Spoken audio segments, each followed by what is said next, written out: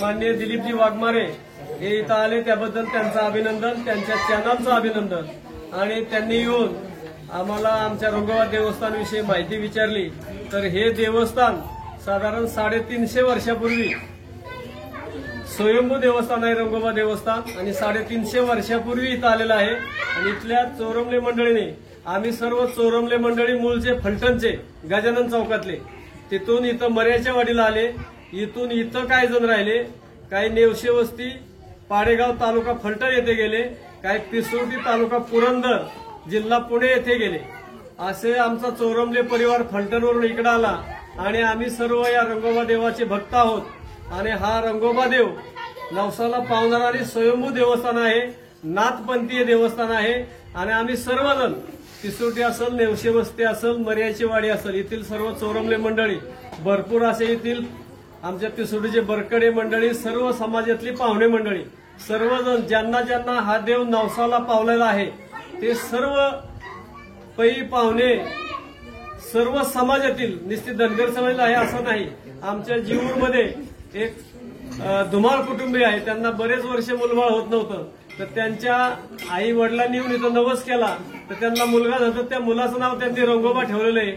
आजही ती व्यक्ती दरवर्षी आमचा इथला उत्सव चुकवत नाही, म्हणजे असा आमचा हा रंगोबा नवसाला पावणारा आहे। आणि पूर्वी समोर देवस्थान होतं, नंतर इकडं परमिशन देवाचीच घेऊन इकडे एक मंदिर बांधण्यात आलं। मंदिर आमच्या सर्वांच्या चोरमले आणि भक्तांच्या माध्यमातून बांधलं गेलं। आणि नंतर या मंदिरासाठी जिल्हा परिषदेचे समाज कल्याणचे माजी सभापती माननीय आनंदराव शेळके पाटील यांनी 5 लाख रुपये दिले या सभा मंडपासाठी। आता सरपंचच्या माध्यमातून पेविंग ब्लॉक टाकले। तसं इथं दरवर्षी हा शिळी यात्रा असते, म्हणजे खेळ असतो, देवाचा उत्सव असतो दुसऱ्या दिवशी।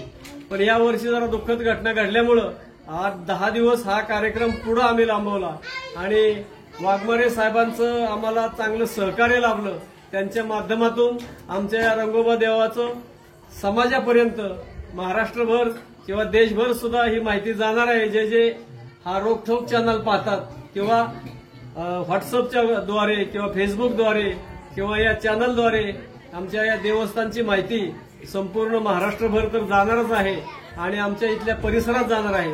तरी ज्या ज्या लोकांनी इथं येऊन आपली मनातून भावना व्यक्त केली आहे त्या भावना या रंगोबा देवाच्या माध्यमातून पूर्ण झालेल्या आहेत. आणि तसेच आमचे आता इथं पूर्वज भक्त होते, एक बबनराव चोरमले होते, रामभाऊ चोरमले, इथले काय धोंडेबा चोरमले, संभाजी चोरमले, असे भरपूर लोक होती.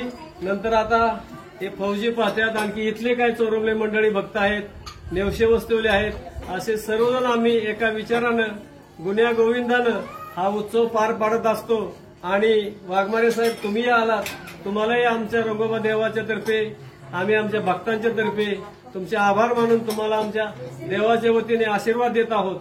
आणि तुमची सुद्धा आणि आमच्या सर्व भक्त मंडळाची उत्तरोत्तर चांगली प्रगती हो अशी रंगोबा चरणी प्रार्थना करतो. आणि थोडीशी माझी माहिती मी थांबवतो.